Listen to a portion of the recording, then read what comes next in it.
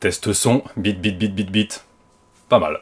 Salut. Alors, récemment, l'un d'entre vous m'a offert sur Steam Elden Ring. Et je le remercie encore, et je vous invite à faire pareil, ajoutez-moi sur Steam et envoyez-moi des jeux gratuits, j'adore ça. Bref, Elden Ring.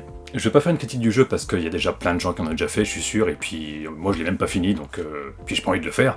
Mais si je te parle de Elden Ring, c'est parce que je trouve que c'est un bon point de départ pour commencer cette vidéo. Parce que c'est un jeu qu'on voit partout en ce moment, donc ça va peut-être te parler. Dans cette vidéo, je vais t'expliquer pourquoi tu n'as aucune imagination. Bon ok, t'as peut-être beaucoup d'imagination, en fait j'en sais rien, j'ai juste essayé de capter ton attention parce qu'on est sur YouTube, mais laisse-moi t'expliquer tout ça. Est-ce que tu as vu l'intro de Elden Ring ?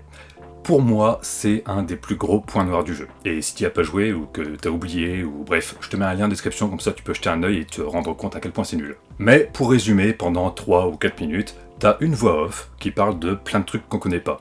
La voix off te balance des noms de princesses, des noms de royaumes, des noms de clans, des armes magiques, et tout ça en faisant un diaporama tout bête avec une quinzaine de dessins qui sont franchement pas incroyables. Et tout le monde se branle en criant au génie parce que oh là là, l'univers est tellement riche, l'univers est tellement complexe. C'est le mec de Game of Thrones qui a écrit ça en plus. C'est tellement intelligent. Alors qu'en réalité, n'importe qui peut faire la même chose en 5 minutes, juste en racontant n'importe quoi devant des images pompées sur DeviantArt. Le grand architecte est mort. Les fleurs fanent et le vent souffle. Mais quelque part, dans le royaume de haute terre, la mélodie du ciel résonne dans le cœur des nains. Le souverain des elfes, premier descendant de la guilde et héros de la guerre de Bartonia, décida de reforger l'épée sacrée du désespoir.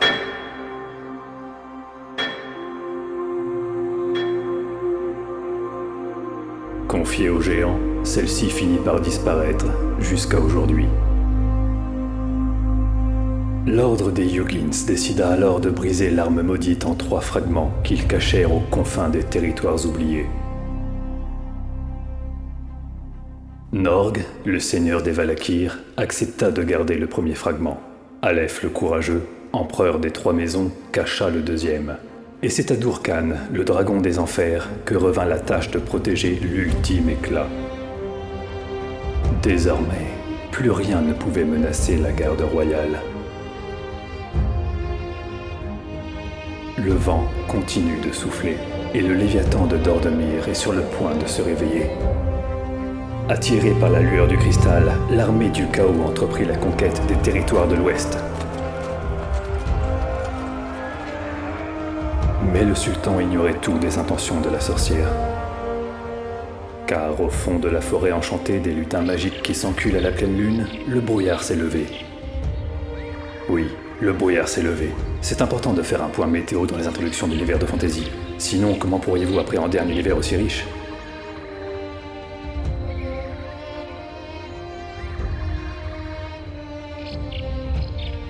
Le brouillard s'est donc levé et la température extérieure est d'environ 12 degrés, taux d'humidité 83%. Préparez-vous à enfiler une petite laine ou une petite naine.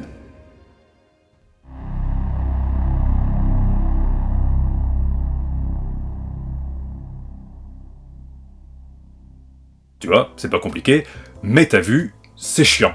On comprend rien, c'est long, c'est juste ridicule, y a pas de quoi crier au génie. Alors aujourd'hui, je voudrais te partager une petite réflexion que peu de gens se font, malheureusement, et qui est, à mon sens, vraiment importante si tu veux un jour écrire le scénario d'un film, écrire un bouquin, faire un dessin animé, un jeu vidéo, un jeu de rôle, et même, de manière générale, pour mieux comprendre les œuvres que tu apprécies. Le postulat de départ de cette réflexion, c'est que la plupart des univers de fiction, alors ça peut être Star Wars, Le Seigneur des Anneaux, Star Trek, Warhammer, Harry Potter, Elden Ring, Game of Thrones, peu importe, tous ces univers, qui sont vraiment gros et très développés, contrairement à ce qu'on pourrait penser, pour les écrire, leurs auteurs ont fait preuve d'une imagination proche de celle d'un enfant de 8 ans. Et pour étayer mes propos, je vais m'appuyer sur Star Trek. Déjà parce que je suis un fan de Star Trek, donc on pourra pas m'accuser de cracher bêtement sur une licence, et puis parce que Star Trek c'est des tas de séries, des dessins animés, des livres, des jeux vidéo, des films évidemment,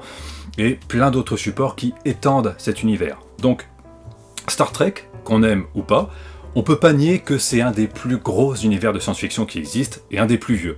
Et oui, Jean-Michel Wikipédia, pas la peine de venir étaler ta science dans les commentaires en me parlant de Perry Rhodan, je connais, mais à part vouloir te la péter en sortant un nom un peu obscur, tu n'aides personne, donc calme-toi. Si tu connais pas Star Trek, sache qu'il y a plein d'extraterrestres là-dedans. Pas étonnant. Il y a des Vulcains, des Cardassiens, des Romuliens, ou des Romulanais, ça dépend de la traduction. Il y a des Bajorans, des Bétazoïdes, des Gorns. Il y a aussi les incontournables Klingons, les Borg, les Q. Et avec autant de races et d'ethnies différentes, on peut se dire qu'il faut quand même une sacrée imagination pour créer tout ça. Mais pas du tout. Ces aliens, 90% du temps, ce sont des humanoïdes. 2 bras, 2 jambes et 2 mamelles pour les femelles. Et si on y regarde de plus près, à chaque fois, en plus d'avoir une apparence humanoïde, ils ont des caractéristiques vraiment humaines. Caractéristiques, je sens que je vais galérer à le dire ce mot-là. Le Vulcain, c'est juste un humain mais avec des oreilles pointues et très intelligent. Le Klingon, c'est un humain avec beaucoup de force. Et les Ferengi... Bon, si tu connais Star Trek, pas la peine que je le dise, t'as compris, et moi ça m'évite un procès. Et quand on y pense, ça n'a aucun putain de sens, puisque dans tout l'univers, si on devait rencontrer une espèce extraterrestre, il y a une chance sur 1 million, même sur 1000 millions, ou bref, beaucoup de chances que ce soit des aliens bipèdes avec des caractéristiques... Ah, je le savais que j'arriverais pas à le dire, avec des caractéristiques bien humaines. Si on rencontre un alien un jour, bon, ça n'arrivera pas, mais imaginons, si on rencontre un alien un jour, il y a plus de chances que ce soit un truc qui ressemble à un blob et qui communique en émettant de la lumière ou des parfums ou je ne sais quoi, plutôt qu'une créature humanoïde qui a un sens de l'honneur, une religion, ou qui apprend des choses en lisant des livres. En tant qu'humain, ça nous paraît normal parce que, on est des animaux sociables, par moi, on a une espérance de vie assez longue, on a des organes qui nous permettent de capter certaines ondes sonores et de capter certaines ondes lumineuses, mais pour une créature d'une autre planète, rien ne dit que ce sera un animal sociable, donc il y a fort à parier que la politique ce soit quelque chose dont elle ait rien à foutre, qu'elle ait une autre forme d'apprentissage que l'école, une autre manière de communiquer, et qu'elle ait pas de religion, et qu'elle ressemble plus à ça qu'à ça. Et c'est pour ça que quand je vois quelqu'un dire « Waouh, quelle imagination dans ce livre, il y a même des histoires politiques ultra complexes », désolé, mais ça n'a rien d'incroyable, ni d'original. La politique, c'est quelque chose d'humain. Et je veux bien parier une de mes burnes que dans une autre galaxie, le suffrage universel direct, ou les législatives, ce soit quelque chose de complètement abstrait, et même d'inconcevable. Bref, globalement, ces créatures de science-fiction n'ont rien d'extraterrestre, sont juste des humains avec une apparence légèrement différente, et des traits de caractère ou des compétences humaines plus ou moins exacerbées. Et c'est pareil pour les autres univers de science-fiction ou de fantastique. L'elfe, c'est juste un humain, avec la dextérité ou la sagesse à 100%. L'orc, c'est juste un humain avec la force au maximum. Il n'y a rien d'original dans tout ça. Et désolé pour les fans du Seigneur des Anneaux, de Star Wars, de Elden Ring ou autre, tout l'univers que vous adorez n'est qu'une transposition de notre univers. Si je reprends Star Trek comme exemple, on a les Klingons, qui sont des extraterrestres, encore des humanoïdes en plus, qui ont mis tous leurs points de compétence dans la force, qui ont un sens de l'honneur très développé, et t'es peut-être au courant que, pour faire parler les Klingons, une langue a été créée spécialement pour eux. Un linguiste a fabriqué de toutes pièces une langue avec des sons un peu crado, un alphabet qui pique les yeux, une grammaire, une syntaxe, une conjugaison. Le Klingon, c'est d'ailleurs la seule véritable langue de fiction qui existe. Oublie l'elfique et toutes ces merdes, le Klingon c'est vraiment un niveau au-dessus. Pour autant, la langue des Klingons, elle a été inventée par un linguiste humain, donc elle n'a rien de vraiment extraterrestre. On pourrait penser que, là encore, il faut une imagination débordante pour créer une langue de fiction avec sa propre conjugaison et sa propre syntaxe, mais là encore, je veux bien parler de ma deuxième burne que la syntaxe et la conjugaison, ce sont des concepts qui sont bien humains, ça n'a rien d'extraterrestre. Par exemple, si je te dis « Wa, cha, wesh, loch, far, chap, tchouch, tchour, rout », bon, là t'as compris pourquoi je suis resté puceau jusqu'à l'âge de 28 ans, mais en Klingon, ça veut dire 1, 2, 3, 4, 5, 7, 8, 9. Et ça veut dire que les Klingons comptent en base 10. Ça veut donc dire que sur Chronos, la planète des Klingons, l'évolution a créé des extraterrestres qui sont bipèdes, qui ont un sens de l'honneur, qui communiquent par la parole, qui utilisent une syntaxe et qui comptent en base 10. Au bout d'un moment, je suis désolé, mais j'ai passé de burnes à parier. Ça fait beaucoup trop de coïncidences. Pourquoi des aliens iraient compter en base 10 ? Et ça va même plus loin que ça, parce que en Klingon, wa, cha, wej, c'est 1, 2, 3, et mar, c'est un suffixe pour les dizaines. Wa, cha, wesh, wa, mar, cha, mar, wesh, mar. 10, 20, 30. Donc ils comptent en base 10, et dans leur langue, ils utilisent même des suffixes pour créer les dizaines. Là encore, je me répète, mais tout ça, c'est humain. Il y a très peu de chances qu'une forme de vie intelligente compte de la même manière que nous, en base 10, et emploie des suffixes dans sa langue. Alors pourquoi je te raconte tout ça ? Parce que ça commence à faire long et on n'en voit pas le bout. C'est ce qu'elles disent toutes. Si je te raconte tout ça, c'est juste pour te faire prendre conscience que créer un univers de fiction, c'est pas juste inventer des noms de rois, des noms de planètes, des noms d'empereurs et des caractéristiques particulières à tes créatures. Ça, c'est digne de l'imagination d'un enfant de 10 ans qui s'appelle Thomas et qui s'inventerait un pays qui s'appellerait Thomaland. Tu t'appelles Thomas et t'as déjà inventé un pays qui s'appelle Thomaland quand t'étais petit, c'est normal, tous les enfants font ça. Pour faire quelque chose d'original, il faut réussir à ne pas s'inspirer de ce qu'on connaît déjà et ne pas utiliser ce qui nous entoure, ce qui fait de nous des êtres humains. Faut pas prendre l'homme en tant que perso de base et se contenter d'augmenter sa force, de modifier un alphabet ou de créer des signes un petit peu stylés pour représenter nos chiffres. Ça, c'est de la merde. Petite parenthèse d'ailleurs, mais si tu connais un peu l'univers de Predator, t'es sûrement familier avec ça. Ça, c'est la représentation des nombres dans l'univers des Predators. Et oui, je les appelle les Predators, et pas les tu sais quoi, juste pour que Jean-Michel Wikipédia ramène sa science dans les commentaires. Oh, le référencement. Oh. Mais bon, quand tu vois ça, c'est un peu ridicule. En fait, à chaque fois qu'il y a un bâton, ça rajoute une unité supplémentaire, donc 1, 2, 3, 4, etc. Et forcément, on a tendance à se dire que c'est pas très original et qu'en plus, il n'y a aucune chance qu'un alien fasse des maths en utilisant ce système. Mais pourquoi pas?